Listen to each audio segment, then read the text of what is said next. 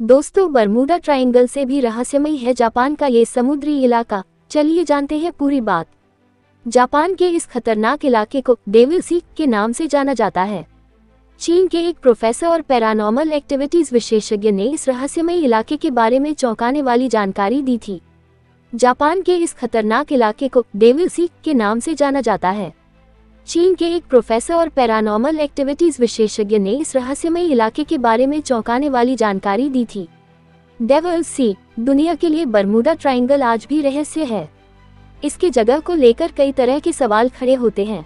आखिर क्या वजह है कि इस इलाके में पहुंचते ही जहाज गायब हो जाते हैं?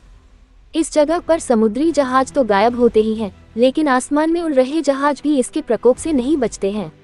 ज्यादातर लोग एक ही बरमूडा ट्रायंगल के बारे में जानते होंगे, लेकिन जापान के एक समुद्री इलाके को भी बरमूडा ट्रायंगल के नाम से जाना जाता है। दरअसल साल 2012 में चीन से एक जहाज जापान जा रहा था, लेकिन वह समुद्र तक नहीं पहुंचा।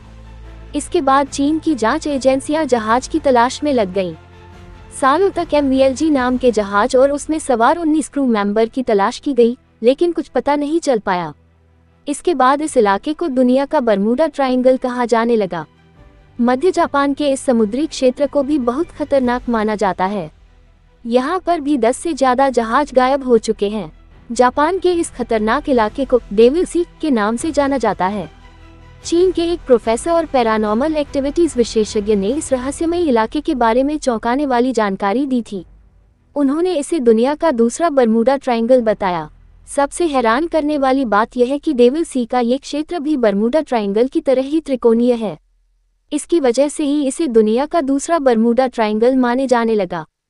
इस क्षेत्र में रहस्यमयी घटनाएं होने के कारण जापान सरकार ने इस पूरे समुद्री क्षेत्र को प्रतिबंधित घोषित किया है। इस समुद्री इलाके को लोग ड्रैगन ट्रायंगल के नाम से भी जानते हैं। वह मानते हैं कि यहाँ जिस तरह से रहस्यमयी घटनाएं घटती हैं, हुनहो यहाँ जरूर किसी समुद्री ड्रैगन का हाथ है। यहाँ पर 16 से रहस्यमयी घटनाएं घट रही हैं। साल 1955 में जापान के युद्धक विमान समेत 9 जहाज इस इलाके से अचानक गायब हो गए थे। इन जहाज़ों को खोजने के लिए जापान ने अपना एक विशेष जहाज भी भेजा था, लेकिन कुछ दिनों बाद वो जहाज भी रहस्यमयी तरीके से इस इलाके से लापता हो गया था। इन घटनाओं के बाद से इस इलाके को प्रतिबंधित कर दिया गया और इसे ड्रैगन ट्रायंगल और डेविल सी नाम दिया गया।